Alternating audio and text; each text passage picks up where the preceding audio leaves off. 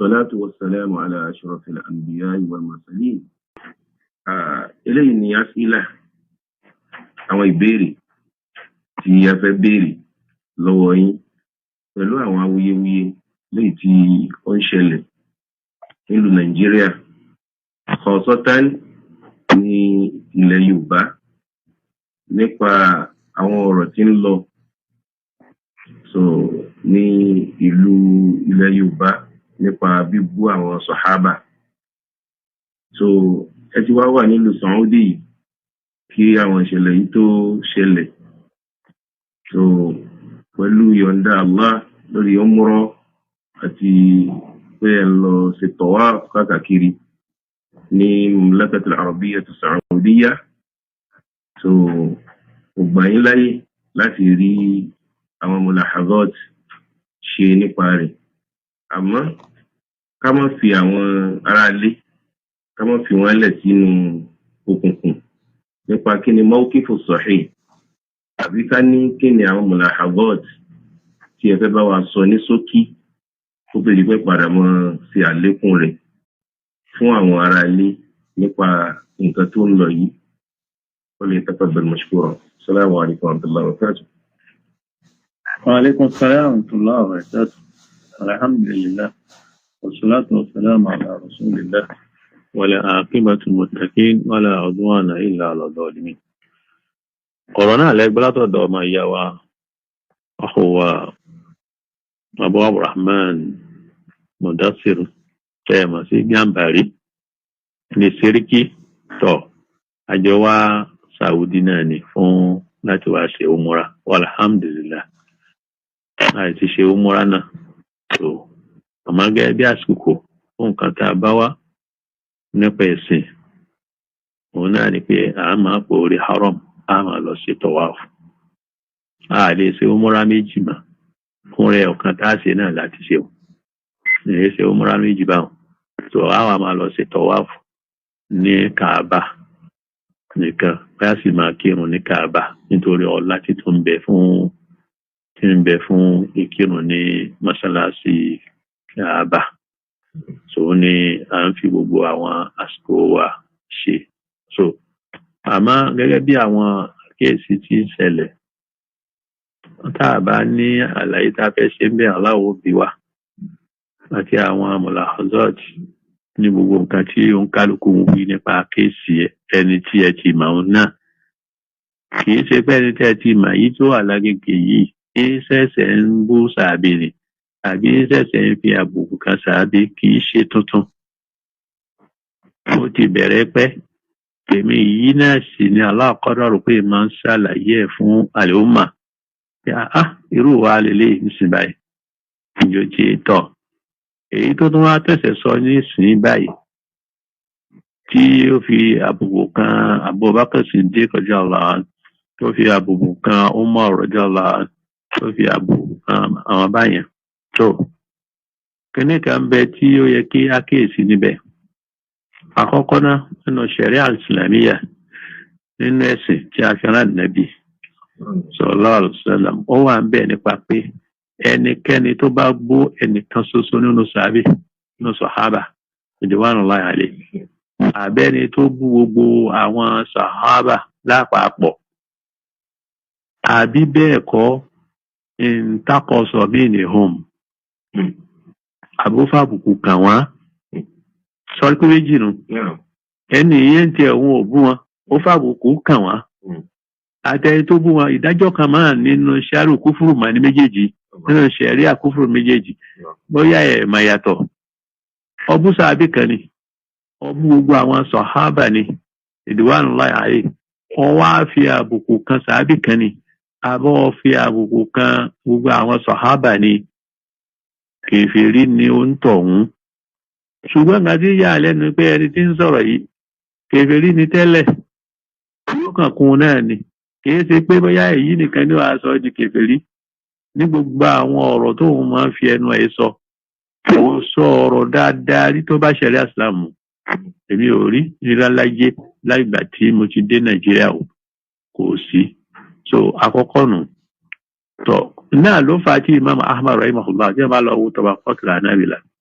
ó lẹ́ni tó bá bú sàábì kan àbó bá àwọn sàábì àbí ó fi àbùkù kan sàábì kan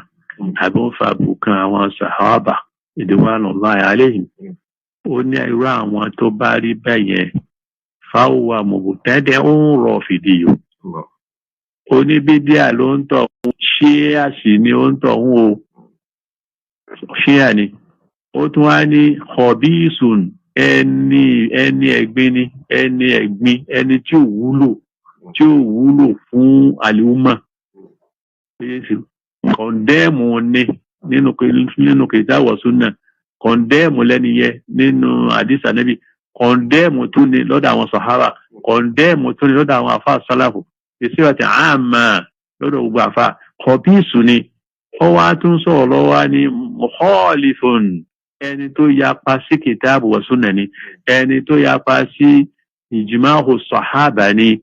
ẹni yẹ tó wá ní la yaqbalu Allahu minhu sarfan wala adlan aláwò ní gba gbogbo sẹ́ẹ̀rí tí ẹni ẹ bá ṣe àti náfìlà tó bá ṣe tí bá ń kírun ọ̀ràn èèyàn aláwò nígbà tó bá tún wá lóun yan náfìlà gan aláwò nígbà tí bá ń gbààwẹ̀ Ramadan aláwò nígbà tó bá tún wá lóun yan náfìlà gan aláwò nígbà subhanallah Imam Ahmad rahimahullah ọ̀rọ̀ tó sọ èyí kí ni ẹ tó fẹ́ ń bẹ̀ ó ti pẹ́ ẹni ẹ̀ ń kèfèrí ẹni tálà ọba gbígbà iṣẹ́ rẹ̀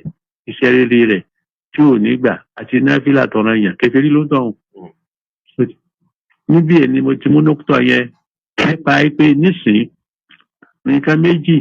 ní ìyẹn ló kó síbà wọn kì í bú sàábì ànẹ́bì àti fi àbùkù kan sàábì ànẹ́bì kò sí ọ̀nà tí a lè gbà ó tí ó fi jẹ́ mùsùlùmí kẹ́ ya máa lẹ́lẹ́sìn sí ẹni yẹn kẹ́ ẹ mọ̀ pé tó ọ̀nà kan tó kàn wá ń bẹ̀ ó tí mi ó pín sí méjì níbẹ̀ fún wa ni pé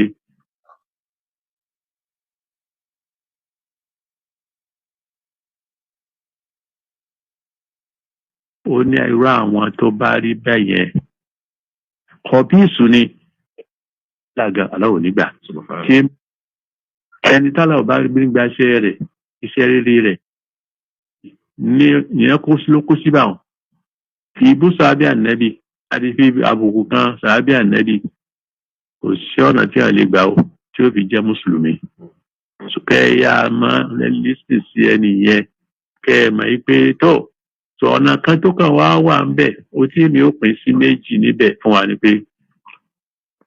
ọ̀rọ̀ nípa pé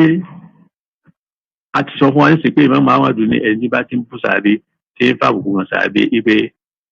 rọ̀fìdú yìí ni tẹ́ ẹ̀ bá máa tán pé ní rọ̀fìdí pé ṣé àlè onítọ̀ sọ̀hẹ́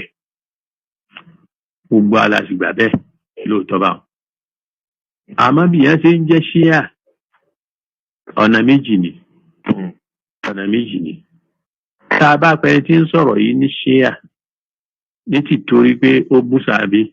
àbí ń bá àwọn kan nínú sàábì àbí ń fàbùkù kan àwọn kan nínú sàábì torí kìí ṣe gbogbo sàábì ni ẹni yìí máa ń bú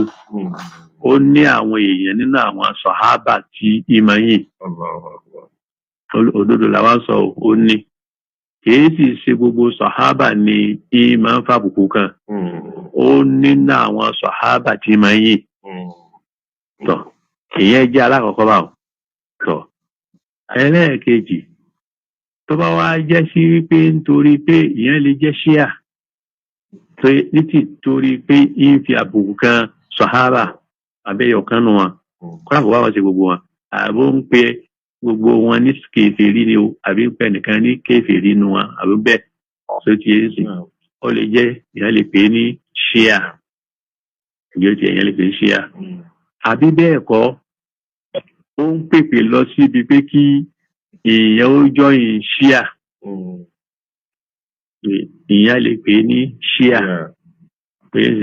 àbí bẹ́ẹ̀ kọ́ ń fi rẹ̀ ti ṣíà fúnra rẹ̀ ìyẹn lè pè é ní ṣíà máa fi rẹ̀ tì nínú àwọn ẹ̀rí míì tí ó wà ní o nípa wípé tí ẹ̀ bá ti lọ fi ti ara ẹni nínú àwọn ẹgbẹ́ yẹn òun náà ń kọ́ wọn ó lè mọ̀ kódà tóun ò bá sí nínú ara wọn ibẹ̀ ni irú èyí wọn ó ti wọlé ibẹ̀ ni ó ti wọlé torí pé a ti rí lóòótọ́ ipe lóòótọ́ ó fi ṣíà tírà rẹ̀ pé ṣíà àlè òun ṣe kan olómọ bó ṣe yìí ó sì gbà pé òun tún pe àwọn kan sínú ṣíà ok tó ó sì gbà pé tọ ó gbà bẹ́ẹ̀ tó tí a bá wá ní ìròrí kan ṣoṣo nínú àwọn tí mo sọ bóyá ó bú sàhábì kan àbí ń bú àwọn sàhábà ni àbí bẹ́ẹ̀ kọ́ ó ń fàbùkù kan sàhábà kan ni àbí ń fàbùkù kan àwọn sàhábà ni kò bá sọkùnrin wọn kò bá sọbìnrin wọn sọ à ń ṣe bẹ́ẹ̀ nìyẹn tí pé ṣe àní ẹnìyẹn. sábà wá wo eléyìí tó wá pé yìí ń labá fẹ́ fi pé ẹni yìí ní ṣíà tó wá pé ìtí mo wí yẹn ni ẹ má jẹ́ àṣàbòsí fúnra wa. Bàbá tó bí náà pèpè lọ́sọ́dọ̀ Khomeini. Ó pèpè ẹ lọ wọnú tírà tí bàbá ṣe. Ó pèpè pé kódà ó gba tiẹ̀ ni ó tún ṣe dáwà fún wa fúngbà náà ó pè wá síbẹ̀ pé àgbọ̀dọ̀ àwọn náà ń gbìyànjú ó pèpè síbẹ̀. Ìjọjẹ Khomeini sì ní nínú àwọn tọ̀wà gítún àwọn kèfèrí eléri kèfèrí ní Iran ni òun wà náà tó tún joyè ní wà ní ọ̀nà tí mo wí kódà ó tún sọ síbi tírà rẹ̀ sáńpẹ̀ ní al-Hukumat al-Islamiyya ní Khomeini yìí ń ṣe àyè lérí àwọn ṣíà ni ìjọjẹ ó sọ síbẹ̀ yìí pé àwọn àyímọ̀ àwọn sẹ́rí tí wọ́n máa ń pa àwọn àyímọ̀ àwọn tó máa ń pè ní àwọn aṣáájú àwọn àwòlé àwọn èyí tẹ́yìn Sufi pè ní wòlíì yìí làwọn náà ń pè ní àyímọ̀ lọ́dọ̀ tiwọn àwọn àyímọ̀ wọn wá lágbára gan pé àwọn eléré àwọn àwòlé àwọn yìí kí pé ipò kan ń bẹ fún wọn tí ànábì ò débẹ̀ tí àwọn màláíkà ò sì débẹ̀ bàbá yìí sì pèpè lọ́sọ́dọ̀ ẹni yìí ẹ lọ wọnú gbogbo tírà tí bàbá ṣe ẹ lọ wò ó ẹ má jà á tanra wà tó bá wá jẹ́ sí pé ìyún ńlá fẹ́ fi pèwú náà ṣíà á pè bàbá ẹ̀ náà ní ṣíà because ó pèpè lọ síbẹ̀ ìyẹn jẹ́ pọ́ǹtì alákọ̀ọ́kọ́ ẹ má jà á tanra wa ìbéèrè náà pàtàkì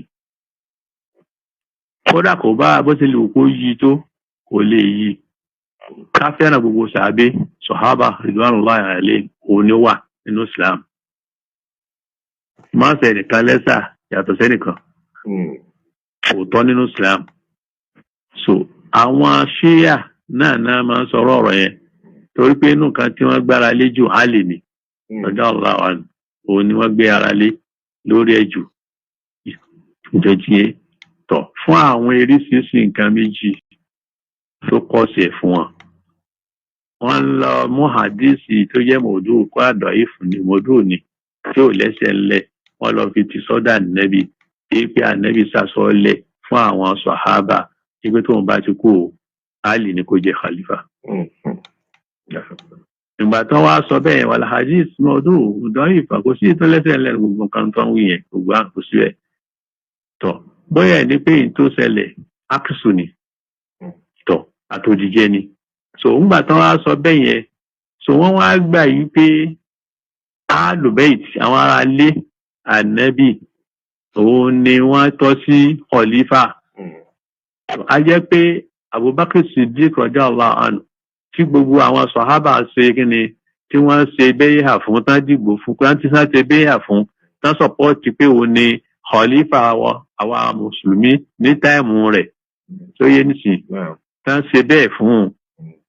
Abubakar nǹkan torí pé ó lọ àtẹ́mùtì kìíní ẹ̀ ó lọ ṣe kìíní ẹ̀ ó gbà bẹ́ẹ̀ kèfèrí ni lọ́dọ̀ wọn. Umaru náà tó sọpọ́ọ̀tì Abubakar lórí ẹ̀ kèfèrí ni lọ́dọ̀ wọn. Gbogbo àwọn sàhábà tí wọ́n sọpọ́ọ̀tì Abubakar Siddiq radiyallahu anhu pé òun ni khalifa àwa mùsùlùmí nígbà yẹn kèfèrí ní gbogbo sàhábà. Àfẹ́yìn tí ò bá sọpọ́ọ̀tì nìkan ló kù. So bẹ́ẹ̀ tí ọ̀rọ̀ sọpọ́ọ̀tì ò sọpọ́ọ̀tì yìí kò sí sàhábà tí ó sọpọ́ọ̀tì Abubakar Siddiq ẹ má jẹ́ àfìlàkà yìí ń ṣeré Ali gan radiyallahu anhu gan ó sọpọ́ọ̀tì ẹ̀ ìṣẹ̀lẹ̀ kan ṣẹlẹ̀ síwájú díẹ̀ tí ò jẹ́ kó tètè sọpọ́ọ̀tì ẹ̀ ni ṣùgbọ́n wọ́n padà rí yẹjú gbogbo àwọn àdìsí bẹnu bùkọ́ bẹnu sí wọ́n padà rí yẹjú láàrin ara wọn ó padà ṣe béyà fún Abubakar Siddiq radiyallahu anhu so ń bẹnu sọ̀rọ̀ Bukhari ìjọ gbogbo ẹ̀yin ṣí àti ẹ̀ wá ń takú lónìí tẹ ní nígbà gbogbo àtàbà ṣe béyà tó gbogbo àtọ́ ṣe béyà fún Abubakar Siddiq radiyallahu anhu kí pé kèfèrí ni wọ́n a jẹ́ pé ẹ ti pe Ali náà ní kèfèrí ẹ tún pe Fatima ní kèfèrí tọrọ ṣe béyà fún wọn kàn ní ìkankan tó kàn ṣẹlẹ̀ láàrin Fatima sí ọ̀dọ̀ Abubakar ni so Abubakar Siddiq ló sì wà lórí òdodo ń bi mọ́ṣálà yẹn òun ló kàn ṣẹlẹ̀ ní àárín kọ̀ọ̀kan sàárà àti ogun tá fi lè tá náà fi sọkún àwọn èso èjì ogun àwọn èsì kankan èsì sàárà àdéhùn ẹwà ẹni bẹ̀rù so Fatima ni ó ṣe jihad so òun ló ṣe jihad ó rò pé òun tọ́ sí nǹkan ogun yẹn ó rò pé òun tọ́ sí owó yẹn sàdákà yẹn ó gbìyànjú ni ń béèrè fún nǹkan tí ó rò pé òun lẹ́tọ̀ọ́ sí tó sì jẹ́ pé kò rí bẹ́ẹ̀ Abubakar sì lè ló wà lórí òdodo pé kíní yóò bá ṣẹ̀rí àmú òun ò ní sọ pé nítorí ọjẹ́ ọmọ ànábì kọ́ wọn wá lọ ti ọ̀rọ̀ ààrẹ síwájú ọ̀rọ̀ ànábì wọ́n wá takú lérí ẹ̀ tọ́ Ali tó jẹ́ ọkọ rẹ̀ náà ó sọ̀pọ̀ ti ìyàwó ẹ̀ pé kí ẹni sì fúngbà díẹ̀ bí oṣù mẹ́fà kan bíi kíní kan láàrin ara wọn ni so nǹkan tó ṣẹlẹ̀ nu kò sí ẹ́fídẹ́ǹsì pé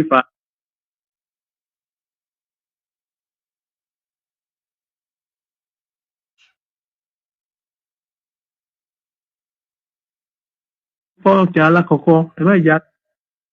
so tafahum òun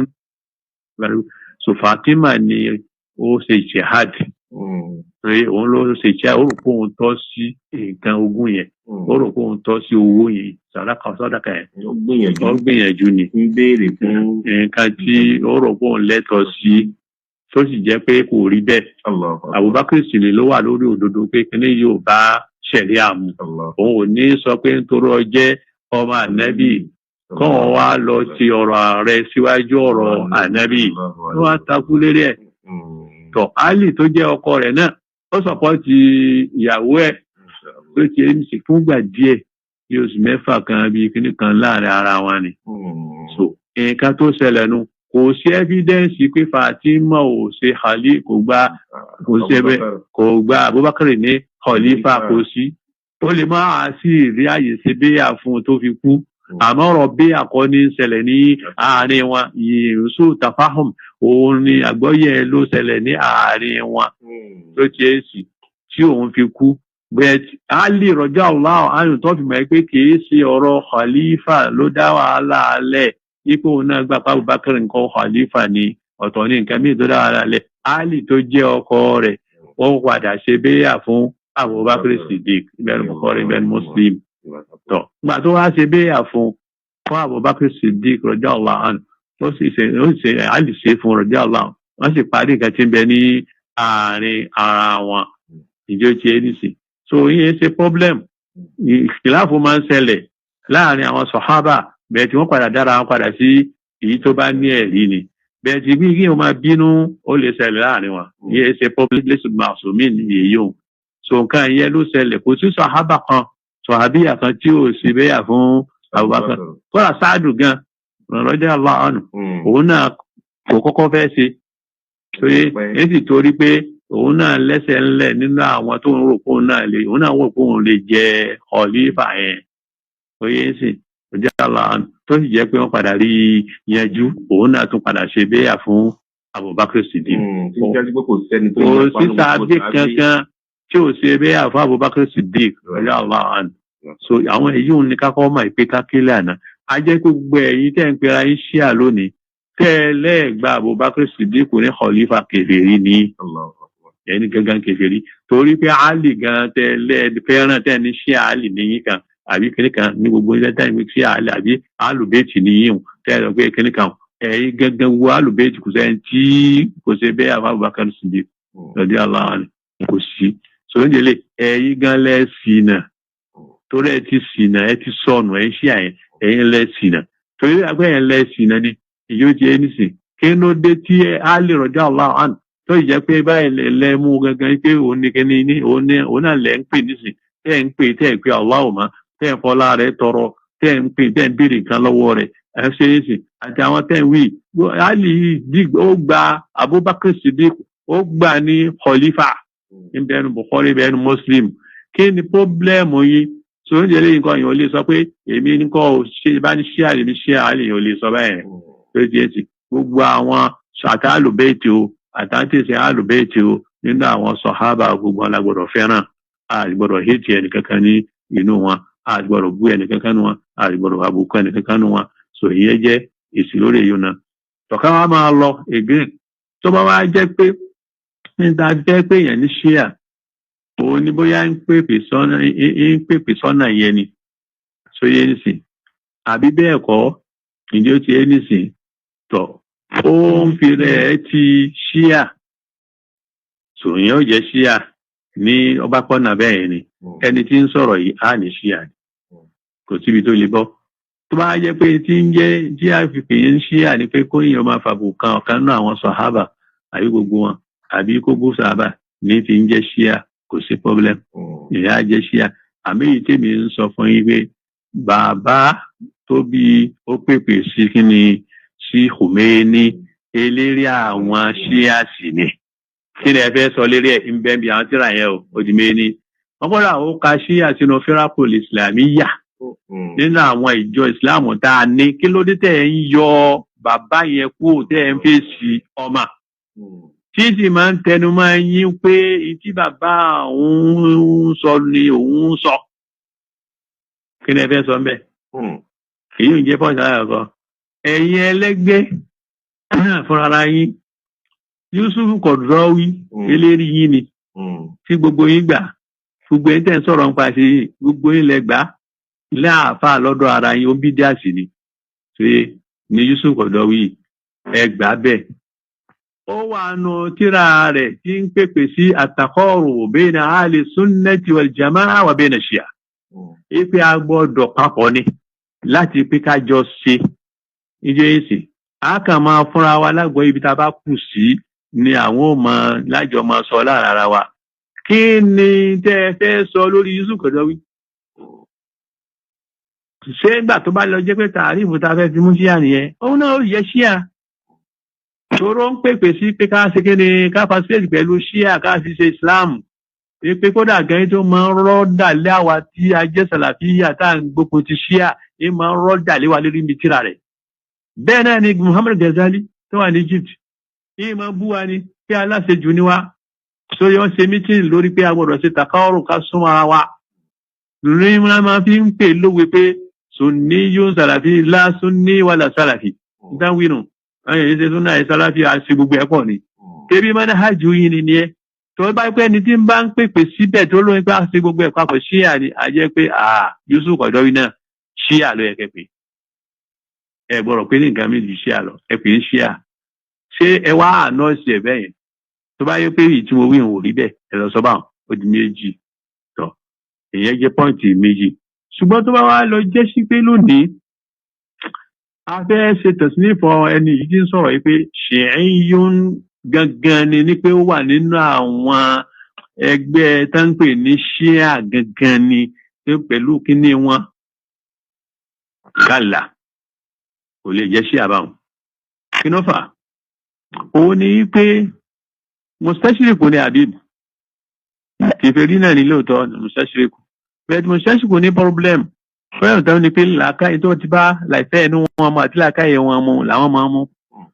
kọ́lá kò bá sínú Kùránì ló wà kò bá sínú hadith tí àwọn pé kò gba hadith gbọ́ lóòótọ́ ó yẹ̀sẹ̀ tó ń sọ pé èyí tó bá bá kíní òun mú lòun ó mú ni gbogbo tó ti tọ̀ yóò náà gan rọ́ǹg kófù náà lòun náà ká tó wá rí Kùránì gan Kùránì wọn gbé kalẹ̀ bí lítírítọ̀ ni lítírítọ̀ náà gbé kalẹ̀ fún wọn lè yẹ wò kéṣe lè bá kíní mu àbí ò bá kíní mu kò sí tó kàn wọ́n so mustashriku ni so ló ti yẹ ẹ̀sìn tó tẹ bá pe àbíbù ní philosopher inú ẹ̀ máa ń dùn so nílé tẹ wá rà wọn tó wáyé bẹ́ẹ̀ yẹn kò sí ibi tẹ́ẹ̀ ti lè mú ọ̀rọ̀ wọ́n lè mọ́rọ̀ lọ́dọ̀ Sufi wọ́n lè mọ́rọ̀ lọ́dọ̀ Shia wọ́n lè mọ́rọ̀ lọ́dọ̀ Christian wọ́n lè mọ́rọ̀ lọ́dọ̀ Yahudi Júù wọ́n lè mọ́ kò sí ibi tẹ́ẹ̀ ti lè mú ètò àti bá fẹ́ ẹnu wọn mu ni wọ́n máa mú àwọn ọmọ ṣẹ́ṣẹ́kù wọ́n yé ti àwọn sàhábà lóòótọ́ nínú àwọn kọ̀ọ̀kan bẹ́ẹ̀ nínú àwọn míì nínú wọn kì í ṣe gbogbo wọn òun ló fà ló fi jẹ́ pé a rí pé Habib níbi tí ó jẹ́ usulu Shia òun náà ni pé kí o má gba Abubakar Siddiq ní khalifa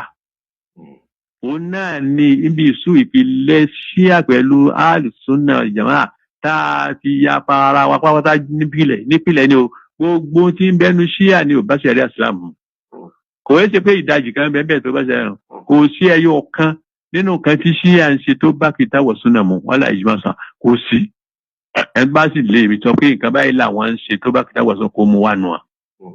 èyí tó jẹ́ ìpìlẹ̀ gẹ́gẹ́ òun náà ni Abubakar Siddiq àwa gbà ipò ní khalifa fèrèsì àwa gbà bẹ́ẹ̀ so àwọn ṣíà wọn ò gbà bẹ́ẹ̀ so wọn ò gbà bẹ́ẹ̀ tòun tí wọ́n ṣe wá gbà bẹ́ẹ̀ yìí nísìn wọ́n gbà pé gbogbo ata gbà pé khalifa ni Abubakar kèfèrí gbogbo wa àwọn tó jẹ́ tó ti lọ tó jẹ́ sàhábà àtàwọn tàbí àtàwọn tá a jẹ́ mùsùlùmí sí tá a gba Abubakar Siddiq tá a rú ní khalifa mùsùlùmí lẹ́yìn ànábì kèfèrí gbogbo àrọ́dọ̀ ṣíà ẹ̀ mẹ́jà tàn yín ibẹ̀ wá ni Àbíbù ti ń sọ pé òun ò ní problem pẹ̀lú ìjẹ́ khilafa Abubakar òun ò sì ní problem pẹ̀lú Umar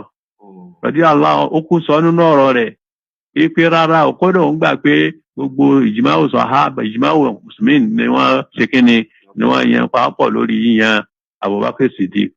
níbí báyìí ẹ lè lẹ ṣíà mọ́ bẹ́ẹ̀ pé ṣíà ò ní gbà yẹn láyé ṣíà ò ní gbà yẹn láyé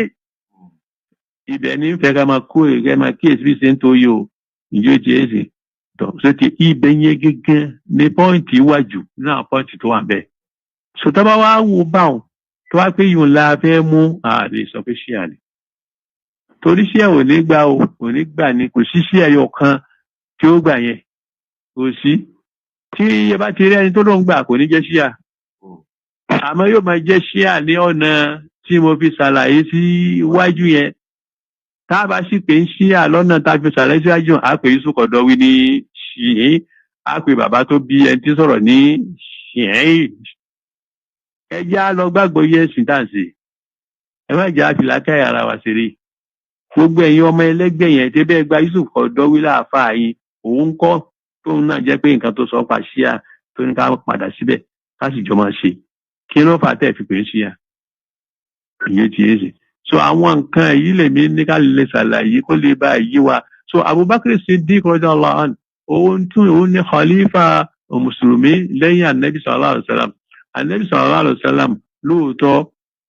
alẹ́ nítọ̀ kìí ṣe pé ó yàn pẹ̀lú kókọ́ọ́lẹ̀ kò yàn pẹ̀lú kókọ́ọ́lẹ̀ àmọ́ ó fi àwọn iṣẹ́ gbólóhùn àti iṣẹ́ ó fi yàn kalẹ̀ tí àwọn sàhábà yẹn sì gbọ́ yí pé ẹnì yìí ni tó yẹ kó wà ní Bukhari ó wà ní Muslim yeye ààrẹ náà lóbìnrin kan tó wá bá Ànábì tó wá bá Ànábì sallallahu alaihi wasallam tó wá béèrè nípa ẹ̀sìn gbà tó wá béèrè tán ó wá ní tí n bá padà wá tí n bá bẹ tàbí kó wọn lọ bá Ànábì sọ ọ́ lè lọ bá Abubakar Siddiq lójú àwọn sàhábà ó ti sọ bẹ́ẹ̀ ó tó yá tí Ànábì fẹ́ kú ó ní ẹmú kankan wá kọ́lá mú wa ẹmú wa kí n kọ́ kí ní ìfún yìí kí n kọ́ fún yín nípa pé mo fẹ́ kọ́ nǹkan kalẹ̀ fún yín nípa Abubakar Siddiq nípa pé kò fi ké jẹ́ pé ẹ̀yin lẹ́yìn ní ọ̀lẹ́ òun lẹ́yìn lálùfáà ni o ìgbà tó yá Ànábì kò tẹ̀ ní ìdìmọ́ yahaba Allahu al-muslimuna illa Abubakar kò tẹ̀ sí ni pé Allah ògùn òfẹ́ kò ní fẹ́ bẹ́ẹ̀ náà ní kí ni àwọn mùsùlùmí náà ò ní gbà àfikàn yan Abubakar Siddiq àwọn ìṣẹ̀lẹ̀ pọ̀ tó pẹ̀lẹ̀ tó sì wà Sahih wà ní Bukhari wà ní Muslim pé Abubakar Siddiq náà ni a rí pé òun ó ní ẹ̀rí tó ti a rí pé lóòótọ́ òun ni wọ́n yàn ní khalifa tí ó sì sẹ́ni kankan tí ó sì bẹ́yà fún sọ mo ti sọ̀rọ̀ síwájú ó lè ṣeéṣe kó omi òkú ní ìdí kan ọ̀láfẹ̀yìn só tàfà omi kan bẹ ní àárín ara wọn àmọ́ kì í ṣe nípa ọ̀rọ̀ ó ṣe khalifa kọ́ ni problem tó wà ní àárín wọn pé àwọn kéèsì míì ni àmọ́ Abubakar Siddiq ló wà lórí òdodo nípa ti kéèsì ti ogun tánàbí kí Fatima ń béèrè nípa ogun yẹn àti nǹkan báyìí tó èyí jẹ́ alákọ̀ọ́kọ́ òun sì ní òun gbà pé khalifa mùsùlùmí òun ní kíni òun ní Abubakar lẹ́yìn ànábì ó sì ń ṣe takura rẹ̀ kí sì ń sọ òun sì ní pilẹ̀ tá a tó fi lè mọ̀ pé eléyìí ó ti wọnú kíni àwọn ìjọ ṣíà pàpàtà so méjèèjì bẹ́ẹ̀ bá pé ṣíà náà nípa ti àlàyé tí mo ṣe lákọ̀ọ́kọ́ kò sí láìfi àmọ́ bẹ́ẹ̀ bá pé ṣíà nípa pé ó yá ó wà nínú kíní wọn gangan àbí kíní wọn gangan báyẹn rárá. Tẹ́ ẹ bá ti fi wọn síbẹ̀ ẹ fi Yusuf Qaradawi ẹ fi síbẹ̀. Tẹ́ ẹ bá ti fi síbẹ̀ ẹ fi bàbá ẹni tí ń sọ̀rọ̀ yìí náà ẹ fi síbẹ̀. So àwọn tẹ́ ẹ fi síbẹ̀ pọ̀, ẹ má ṣe àbòsí fúnra yín. Ìjọ ti ẹ ń sìn, ẹ má ṣe àbòsí fúnra yín. Tó pé kéèsì tó lágbára ni. So nísìnyí lóòótọ́ nínú ọ̀rọ̀ tó sọ ó fàbùkù kan Abubakar Siddiq, ó fàbùkù kan àwọn míì náà nínú wọn gẹ́gẹ́ bí àwọn alfas tí ó lò níbẹ̀. So àmọ́ níbẹ̀ tí a bá pè ń ṣíà yóò máa lọ síbi tààrífù ti alákọ̀ọ́kọ́ tí mo ṣe. So ti tẹ́bí ohun tó fàbùkù kan náà ló gbà pé Abubakar náà ni ó tọ́ sí khalifa. So ti òun gángan ní ìpìlẹ̀ tí Ali radiyallahu anhu náà sì wà lórí ẹ̀ pé khalifa mùsùlùmí lẹ́yìn ànábì òun náà ni Abubakar Siddiq. Nígbà tá a lè wá gbà bẹ́ẹ̀ kí ló dé tẹ̀yìn tẹ̀ ń pera ẹni ṣíà tẹ̀yìn ò wá gbà bẹ́ẹ̀ tẹ̀ sì ń bọ Ali tẹ̀ ń bọ gbogbo àwọn alùbẹ́ẹ̀tì tẹ̀ ń bọ wọn tẹ́lẹ̀ pé ẹ bọ̀ lẹ́ ń ṣe pẹ̀lú wọn. Àwa gan la fẹ́ràn wọn tá a wà níwọ̀ntúnwọ̀nsì. Ìjọ ti ẹ̀ sì tó nídìí eléyìí tá a bá wá wo dókítà ìyẹn tá a bá ti kíyèsí kò sọ̀rọ̀ tẹ́ ẹ fẹ́ sọ ò tó bá wọn ní amógungun tì àmọ́ ṣé ó ṣẹ̀ṣẹ̀ ya yín ni ṣé ayé yín ṣẹ̀ṣẹ̀ ń fi àbùkù kan sàbí ni ṣẹ̀ṣẹ̀ ń bú sàbí ni ṣẹ̀ṣẹ̀ ń bú sàbí yà ni alábòsí ni gbogbo yín ọ̀dáadáa nígbà tẹ́ ẹ bá wá sọ báwọn ta ló fi àbùkù kan àwọn sàbí tó Ahmad Tijani omi ìtúnu kí ló dé tẹ́ sọ̀rọ̀ nípa tiẹ̀ ṣé àbùkù kan ń bẹ tó lágbára kí wọ́n bi Ahmad Tijani radiyallahu anhu wípé ìrẹ́ Ahmad Tijani pé Salatul Fati yìí kí ló dé tí ànábì kò kọ́ àwọn sàhábà tóró náà ó mà pé lóòótọ́ lásìkò àwọn sàhábì ànábì kò sí Salatul Fati kò sí. Èsì tó fọ̀ níbi ọ̀rọ̀ yẹn àbùkù ní í jẹ́ fún ọ̀tọ̀ àbùkù kan àwọn sàhábì ni sàhábà ní ridwanullahi alayhim. Torí ó sọ wípé Allah lóòótọ́ kò fi kíní yẹn kò sọ fún ànábì láti lè fi àwọn sàhábà pé òun nìkan máa ṣe nítorí pé kò tí ì sí ẹni tó lágbára inú àwọn sàhábà ò tí ì lè gbé irú nǹkan yẹn. Lẹ́yìn náà ẹni tí Allah ó fún ní Salatul Fati tá ànábì ó jíṣẹ́ rẹ̀ fún láti ní mẹ́ka kò tí ì dé. Kí lèyí tó ṣe ọkọ̀ ǹdẹ́mu sàhábà tó tálè nípa pé ó gbọ́lá fún ara ẹ̀ lórí àwọn sàhábà lórí Salatul Fati pé ànábì ló fún àwọn ní Salatul Fati yéye pé àwọn sàhábà yẹn qualified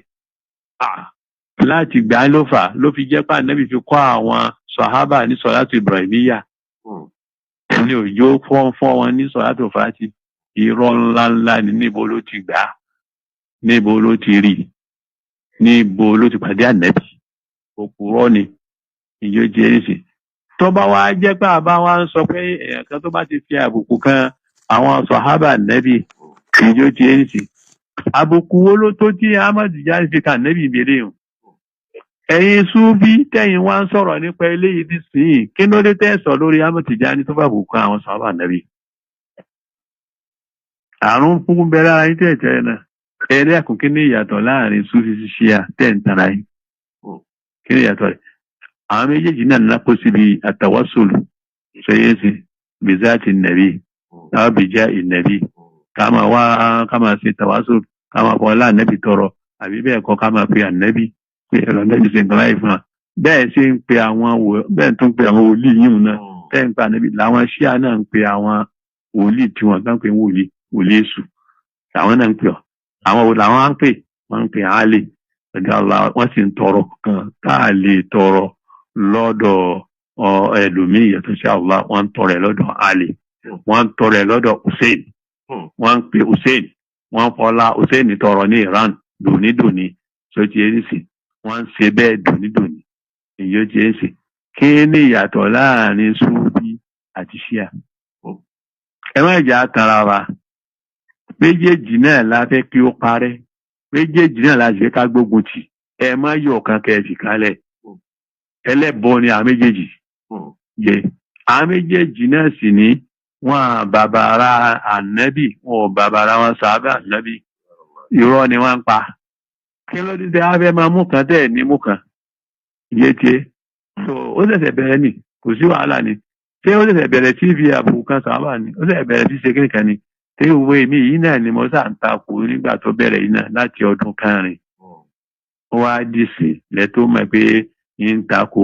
àwọn ń bú sábà ń ṣe kékeré kan sá ṣé èyí nìkan níbẹ̀ lára ẹni tí ń sọ̀rọ̀ ni